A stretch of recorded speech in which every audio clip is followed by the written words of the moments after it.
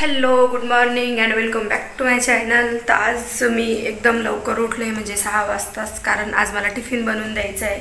आज म्हणजे आजपासून बनवून द्यायचं आहे, पण उद्या बनेल की नाही माहीत नाही, कारण आज माझी मम्मी म्हणून मग मी करते, कारण समोर सांभाळायला आहे कोणतरी, कोण नसल्यानंतर नाही मॅनेज होत, म्हणूनच एवढे दिवस मी सुरुवात केली नव्हती। पण आज बनवते मी टिफिन आणि प्रयत्न तर करेल की रोजच बनवत जाऊ, कारण त्यांच्या कॅन्टीनचं जेवण झालं नाही, त्यांचं पोट भरत नाही। खूप दिवसापासून आमचं चाललं होतं टिफिन द्यायचा, पण दिवाळीनंतर सुरुवात करायची होती, म्हटलं करू दिवाळीनंतरच टिफिन द्यायला सुरुवात। तर फायनली आज उठले मी लवकर, केली सुरुवात। तिकडं पाठीमागं समूची मस्ती चालू आहे, छकुली समूला घेऊन फिरू राहिली, आणि छकुली म्हणजे माझ्या भावाची मुलगी, माझी भाची। इकडं ना ते भाजायचं जे राहतं ना, काय म्हणतात त्याला, राहते ना ती एक जाळी, ती जाळी नाही आहे माझ्याकडे, त्याच्यामुळे मला डायरेक्ट फ्लेमवरती भाजावं लागतं। आणि आय नो दॅट की डायरेक्ट फ्लेमवरती भाजवणं is not good for health, पण मग जाऊ दे, आता काय करणार, जोपर्यंत ते घेत नाही तोपर्यंत असंच करावं लागेल।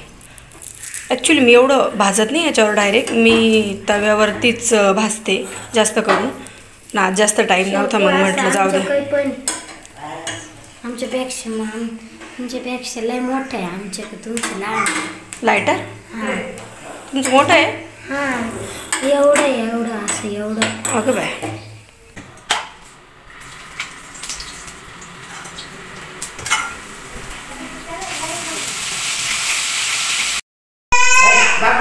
बाप्पा दाखव समू, बाप्पा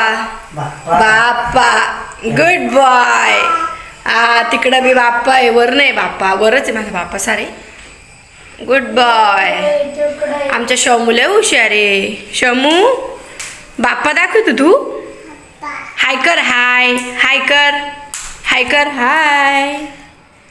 हाय कर, हाय म्हण, हाय कर, असं हाताने हाय करता येतो ना त्याला, येतो त्याला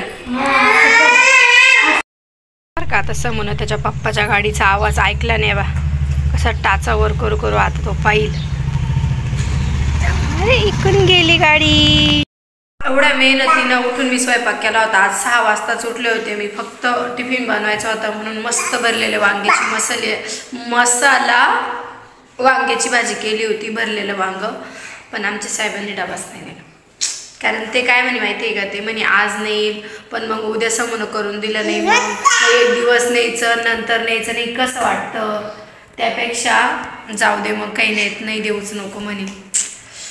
मग एवढा मूड हाफ झाला ना, मला एवढं वाईट वाटू राहिलं ना, खरंच का गं बाई, लय वाईट वाटू राहिलं, हा ना, लय वाईट वाटू राहिलं मला, माहिती आहे का, काय सांगू तुम्हाला। आता मी डायरेक्ट बदला, मग तो विचार आधीच करायचा ना, म्हणजे त्यांनी आधीच विचार केला होता तो, पण त्याच्यानंतर मी म्हणे नाही चाल जाऊ दे, तू म्हणती ना मी करील मॅनेज, तर मग दे बनवून। सकाळी पण उठल्यानंतर बस शमू पाहिला की, शमू सकाळी पण उठल्यानंतर मी कन्फर्म केलं बनवू का नक्की, मग म्हणे हा बनव म्हणे, तुला जे वाटेल ते बनव, नंतर निराचा म्हणे माझी उडून गेली लावलेली माया, आज वायाला गेली, ज्याची होती त्यानंच नेली, ज्याची होती त्यानंच नेली, आम्ही लावलेली माया आज वायाला गेली।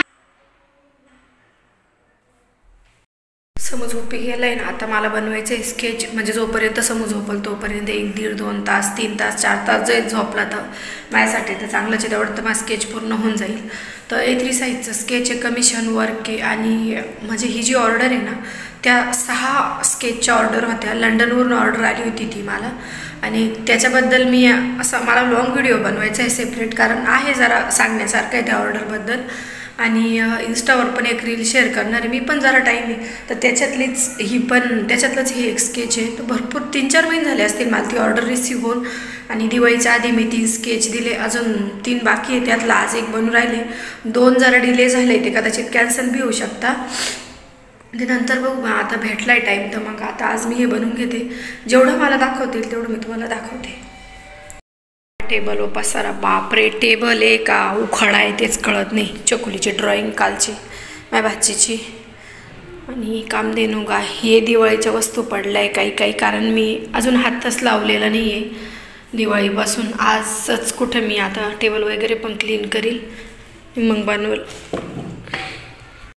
एवढी म्हणजे आउटलाईन पूर्ण काढून झाली आहे. आता बस शेडिंग बाकी आहे. जर बसले ना कंटिन्यू तर 3-4 तासात मध्ये होऊन जाईल, पण काय माहिती आता एवढा कंटिन्यू वेळ भेटेल का नाही.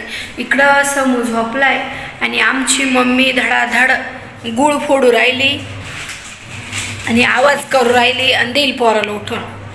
मग तिलाही काम करते आणि मलाही काम करता येणार नाही. हळू बर का.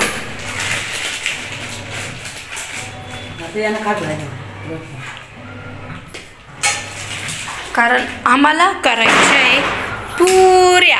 दिवाळी संपत आली तरी पण आमचं दिवाळीचं खाणं पिणं संपलं नाही, चालूच. मम्मी जाडी करून जाईल मला अळूंगळ. गाईस तर स्केच काय माझं पूर्ण झालं नाही, मला पाहिजे तसा वेळ भेटला नाही, पण मी रात्री पूर्ण करू शकते, होऊन जाईल माझं जर कंटिन्यू बसले तर. समोर काही त्रास दिला नाही तर. बाय द वे आता आम्ही चाललो आहे शॉपिंगसाठी. शॉपिंग लिटल बिट शॉपिंग करायची, म्हणजे फक्त मला ब्लाऊज बघायचे काही रेडीमेड साड्यांसाठी, जो मी साड्यांचं चालू केलं आहे त्यासाठी मला ब्लाऊज बघायचे. काल पण आम्ही गेलो होतो ॲक्च्युली, पण काल मी त्या दुकानात गेले पण दुकानात कोणीच नव्हतं. 1-2 मिनिट थांबले, याला त्याला आवाज दिला, कोणीच येईना. मग कसं चांगलं नाही वाटत, कोणीच नाही ना आपण दुकानात थांबायचं. नाही तर ब्लाऊज बघायला तर खूप सारे होते पण मी बघितलेच नाही. म्हटलं जाऊ द्या उद्या जाऊ.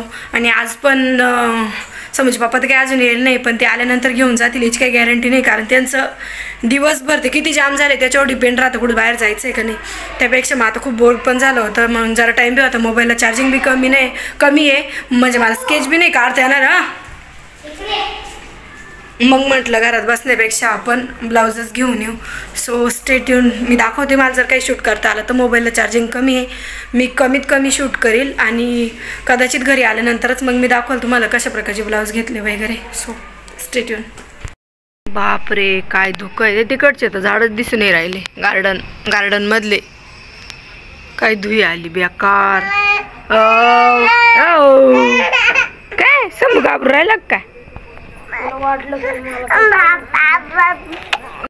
Hello good morning. तर एवढं भारी धुरळ येईल होतं, धुकं येईल होतं, मी तुम्हाला दाखवलंच. एवढं मस्त होतं ना, म्हणजे डायरेक्ट माणसाला माणूस दिसत नव्हता.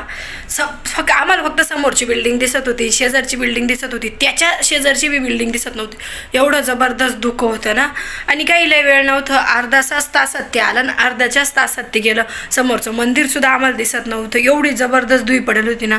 आणि आता खरं नाशिक वाटायला लागलं मला, कारण थंडी पडायला लागली. नाशिकची थंडी कशी राहते, आता थंडी पडायला लागली. 2-3 दिवस झाले होट वगैरे पण एवढे ड्राय झाले ना, गप काय पूर्ण म्हणजे उलायलाच लागले. मी आता माझ्या ड्राय स्किन आहे ना.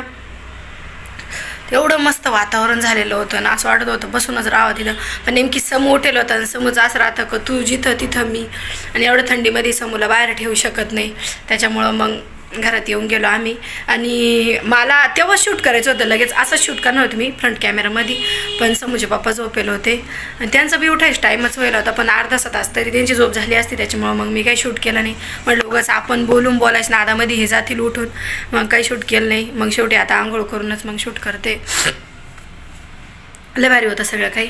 ते असू द्या. आता आजचा व्लॉग जर आवडला असेल ना तर लाईक करा, शेअर करा, सबस्क्राईब करा. आता पुढं काय होतं ते पुढच्या व्लॉगमध्ये, उद्याच्या व्लॉगमध्ये शेअर करेल मी. So stay tune and bye bye.